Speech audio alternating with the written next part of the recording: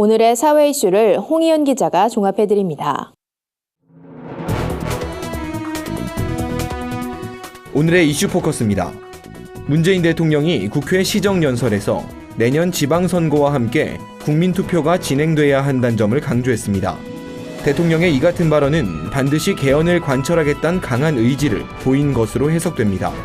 문 대통령은 지방선거에서 개헌 국민투표가 진행되지 않는다면 국민의 뜻을 모으기가 쉽지 않을 것이라며 국회에서 일정을 헤아려 논의해주길 당부한다고 말했습니다. 아울러 문 대통령은 개헌과 함께 선거제도 개편도 여야 합의로 이루어지길 희망한다며 새로운 국가의 틀이 완성되길 기대한다고 언급했습니다. 도널드 트럼프 미국 대통령이 오는 7일부터 이틀간 한국을 방문하는 자리에서 한미동맹의 중요성을 강조하고 국제사회의 대북 압박 공조를 요구할 전망입니다. 트럼프 대통령은 방한 첫 공식 일정으로 평택 주한 미군 기지를 방문하고 문재인 대통령과의 만찬을 가지게 됩니다. 둘째 날엔 국회 연설과 더불어 국립묘지를 참배할 계획입니다. 논란이 일었던 DMZ 방문은 제외됐습니다.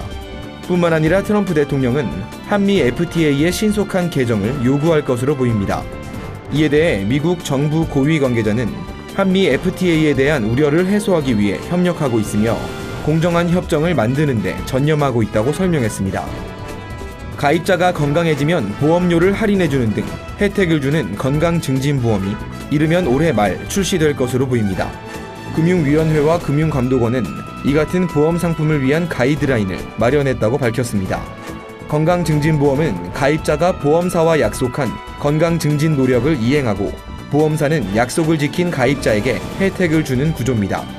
예를 들어 가입자가 운동과 금연, 식단 조절을 약속하면 보험사는 이를 객관적으로 검증해 혜택 여부를 결정하는 겁니다. 금융위원회 관계자는 해당 보험 상품이 활성화하면 가입자와 보험사뿐 아니라 경제 전반에도 긍정적 효과가 나타날 것이라며 기대를 전했습니다.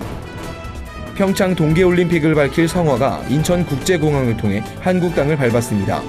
사회적 배려자를 비롯한 일반 시민들로 구성된 국민환영단은 그리스 아테네에서 채화된 성화를 맞아 환영식을 가졌습니다. 평창조직위원회 이희범 위원장은 온 국민의 열정을 모아 성공적인 대회를 만들어낼 것이라며 역사상 가장 아름다운 올림픽 대회가 되도록 뛰겠다고 말했습니다.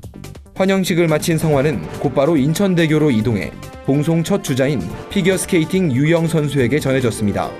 성화는 내년 2월 9일 평창 동계올림픽 개회식 직전까지 7,500명의 주자에게 전달돼 전국 2,000여 킬로미터를 누빌 예정입니다. 올해 전국적으로 시행된 온라인 유치원 입학관리 시스템 처음 학교로가 난항을 겪고 있습니다. 우리나라 전체 유치원의 절반 가까이를 차지하는 사립유치원의 참여율이 3%에도 못 미치고 있기 때문입니다.